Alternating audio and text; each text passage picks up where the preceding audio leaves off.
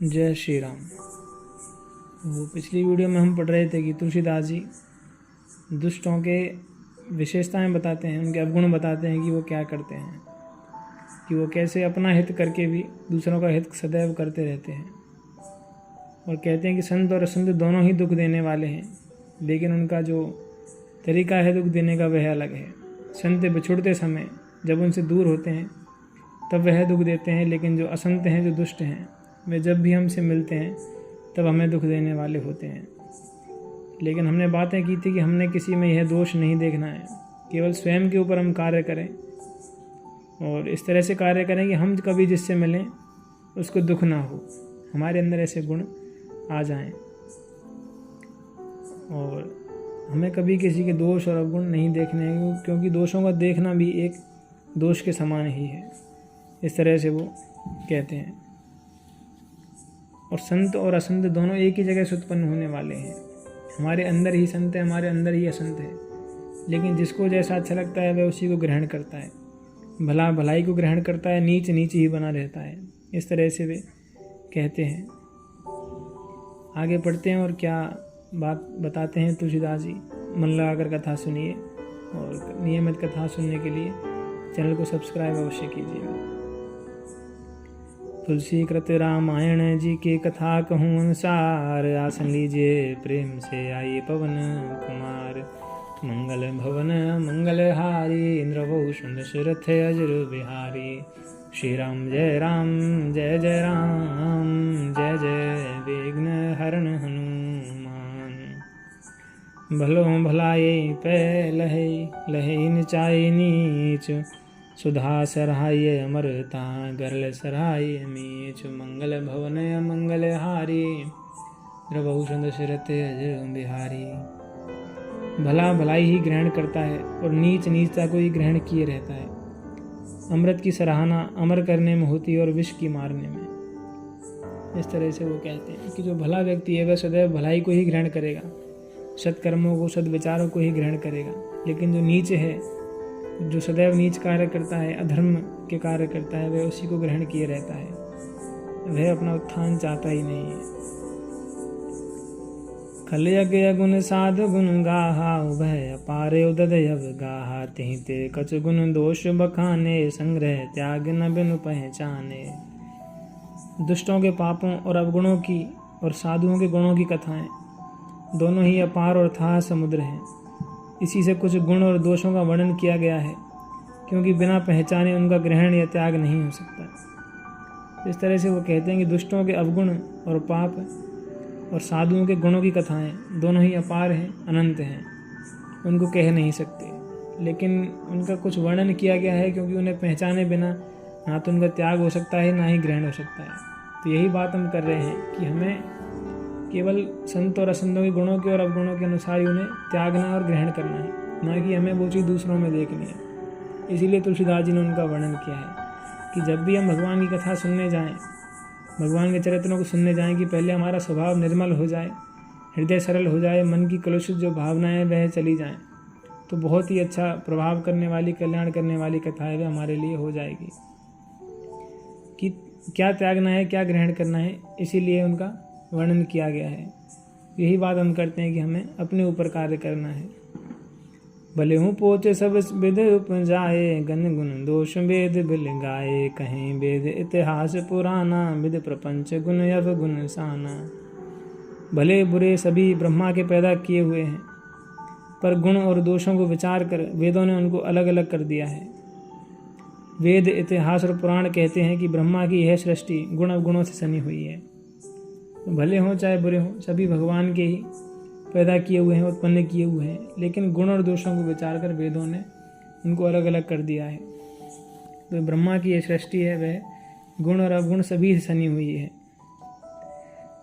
दुख सुख पाप पुण्य दिन राति, साधु असाध सुजाति कुजाति। दानव देव ऊंचे अरु नीचू, अमीश जीवन माहुर मीचू। माया ब्रह्म जीव जगदीशा, लक्ष्य अलक्ष्य रंग अवनीसा। काशी मगसुर सर क्रम नासा, मरु मारव मय देव गवासा। सरग नरक अनुराग विरागा, निगमागम गुण दोष विभागा।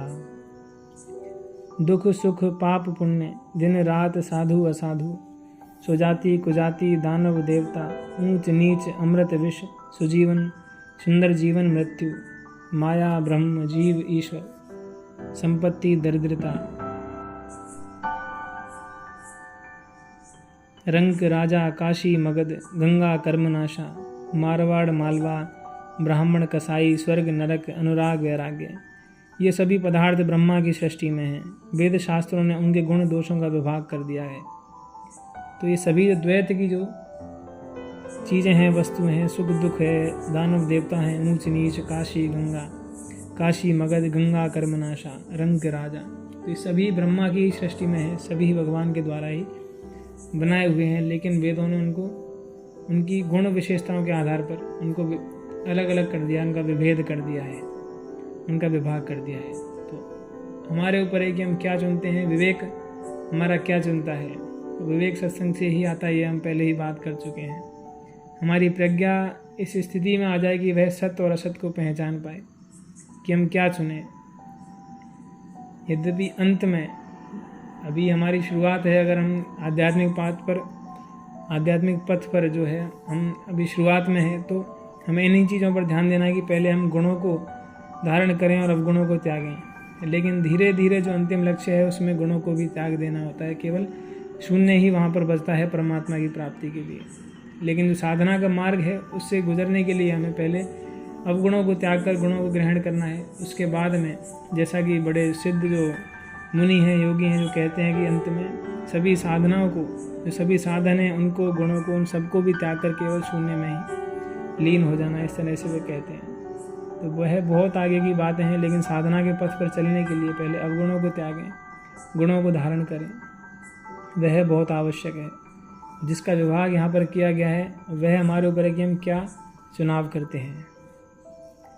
जड़ चेतन गुण दोष में विश्व कीन अवकरतार, संत हंस गुण गहें पे परे हर बार विकार, मंगल भवन मंगल हारी, इंद्रभूषण दशरथ अजर बिहारी। विधाता ने इस जड़ चेतन विश्व को गुण दोष में रचा है, किंतु संत रूपी हंस दोष रूपी जल को छोड़कर गुण रूपी दूध को ही ग्रहण करते हैं। इस तरह से यहाँ कहा है कि विधाता ने गुण दोष में रचा है सृष्टि को, गुण भी हैं दोष भी हैं। लेकिन जो संत रूपी हंस हैं वो जैसे कि दूध और जल को अलग अलग कर देता है, ऐसे ही गुण अवगुण रूपी जल को अलग करके केवल दूध रूपी गुणों को ही ग्रहण वह संत रूपी हंस कर लेते हैं। इसलिए बहुत से सिद्धों को, बड़े बड़े मुनियों को, ऋषियों को परमहंस की उपाधि दी जाती है कि जैसे कि हंस जो पानी और दूध मिला हुआ है उसमें से जल को अलग और केवल दूध को ग्रहण कर लेता है, वैसे ही जो परमहंस बड़े सिद्ध मुनि योगी हैं वे सभी अवगुणों को छोड़कर केवल गुणों को ही ग्रहण करते हैं और अंत में परमात्मा की प्राप्ति करते हैं। तो इसी प्रकार संत बनना है, भगवान की भक्ति करनी है अपने जीवन में, लौकिक जीवन हो पारलौकिक जीवन हो, दोनों में ही उन्नति करनी है। भवसागर से पार होना है तो अवगुणों को त्याग कर केवल गुणों को ही ग्रहण करें। इस तरह से तुलसीदास जी कहते हैं।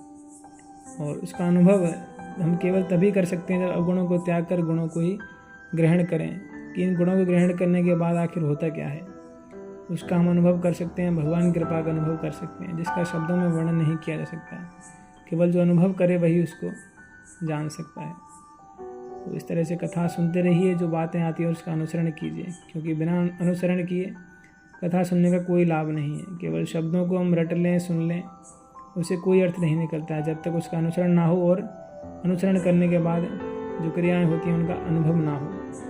तो इस तरह से सुनिए और अपने जीवन में अनुसरण कीजिए, भगवान का ध्यान भजन कीजिए, नाम का जप करते रहिए।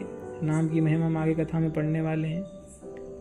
और सरल रहिए, सहज रहिए, प्रसन्न रहिए, अनासक्त भाव से अपने कर्तव्य कर्म करते रहिए। जय श्री राम।